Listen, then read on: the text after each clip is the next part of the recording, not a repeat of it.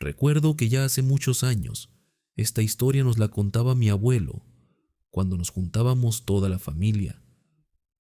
Esto ocurrió en su pueblo, un estado del centro del país apenas pasando la mitad del siglo pasado. La familia Berlanga era una de las más acomodadas de la zona, los más ricos del pueblo. La gente decía que tenían muchos negocios en las grandes ciudades del país, pero por alguna razón decidían seguir viviendo en el pueblo, donde tenían una hacienda enorme, de verdad enorme. Desde la entrada, tenías que recorrer varios kilómetros más para llegar a la casona, y desde ahí gobernaban con el poder de su dinero, aunque nunca se hubieran acercado a la política en el pueblo. Siempre hubo extrañas desapariciones primero, de vez en cuando algún hombre, aunque siempre se rumoraba que se habían ido para el norte a trabajar, pero luego empezó a desaparecer algún muchacho, siempre yéndose sin avisar. Al tiempo, comenzaron a desaparecer también muchas chicas, luego niños, y luego algunas familias enteras. La gente empezaba a preocuparse, a vivir con miedo. Las historias de brujas y espantos que llegaban en la noche para llevarse a los habitantes de la zona se empezaban a contar con disimulo, con mucho miedo en las charlas de las visitas, pero nada de eso estaba cerca de la verdad.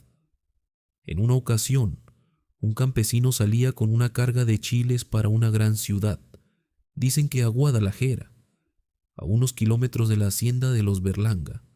Una chiquilla de 12 años se atravesó corriendo en el camino pidiendo ayuda.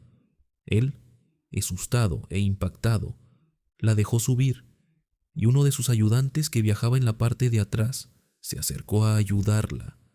Iba llena de heridas, de mordidas profundas con marcas que parecían ser de dientes humanos, algunas pequeñas y otras grandes. Cuando la limpiaban tocaron su hombro, y la niña chilló de dolor al descubrírselo. Vieron horrorizados que le habían arrancado un gran pedazo de carne del hombro, un pedazo muy, muy profundo. La marca era de una boca enorme, asquerosa, con dientes chuecos.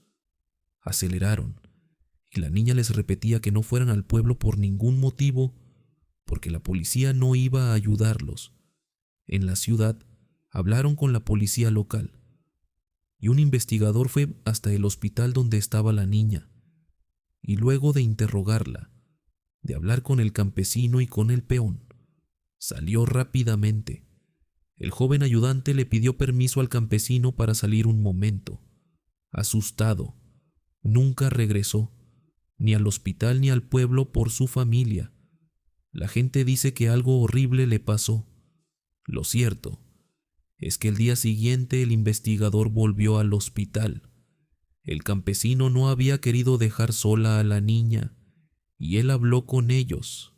Esta vez el investigador iba acompañado de un hombre muy elegante, un empresario poderoso casualmente rival de negocios de los Berlanga. Les juraron que se haría justicia. A los Berlanga los protegía la policía del pueblo, incluso autoridades estatales, pero el misterioso empresario era más poderoso. Se dice que habló con el mismísimo Miguel Alemán a unas semanas de que éste tomara posesión como presidente. Llegaron cientos de policías al pueblo de mi abuela. Entraron fuertemente armados a la hacienda de los Berlanga. Ahí pusieron resistencia los peones, los trabajadores de la hacienda. Todos defendieron ferozmente a la familia. Incluso las criadas atacaban a las autoridades al entrar. Aseguran que parecían animales salvajes y que no dejaban de luchar hasta recibir varios disparos. Lo que encontraron en el lugar los dejó horrorizados. Hicieron mucho eco los periódicos de la época. Cientos, literalmente cientos de cuerpos a medio comer. Ancianos, hombres, mujeres y niños. Niños en edad en la que apenas podían caminar habían sido devorados. En algún momento, años atrás, la familia se había decidido llevar su poder al límite.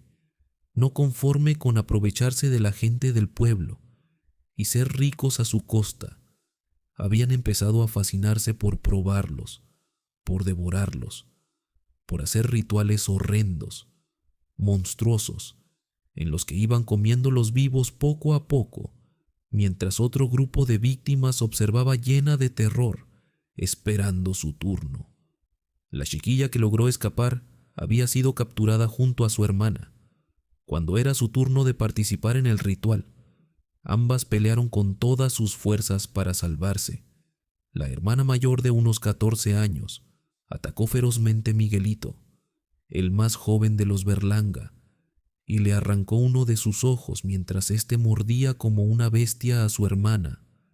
En la confusión entre los gritos del dolor del niño, ella logró escapar. El castigo para la otra fue la muerte más dolorosa y cruel a manos de Miguelito y el resto de los Berlanga. Cuando la policía llegó, la joven aún agonizaba colgada de las muñecas. La familia la había estado comiendo poco a poco por 2 días. La habían devorado desde sus pies hasta los muslos. La policía se llevó a los que sobrevivieron a la familia Berlanga. La gente del pueblo se encargó de linchar a 2 o 3 peones de la hacienda que habían sobrevivido a la balacera. Pero los Berlanga nunca llegaron a ser procesados, a ser juzgados por sus crímenes.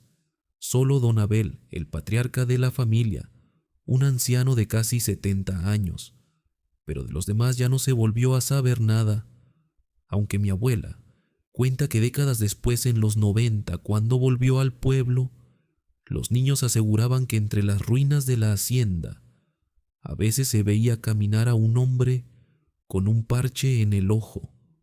Cuentos seguramente alimentados por esta historia que no ha dejado de contarse en la comunidad. A mí me da curiosidad pensar cuánto les costó los Berlanga su libertad, en qué ciudad o en qué pueblo se fueron a esconder, y si continuaron con sus macabros ritos.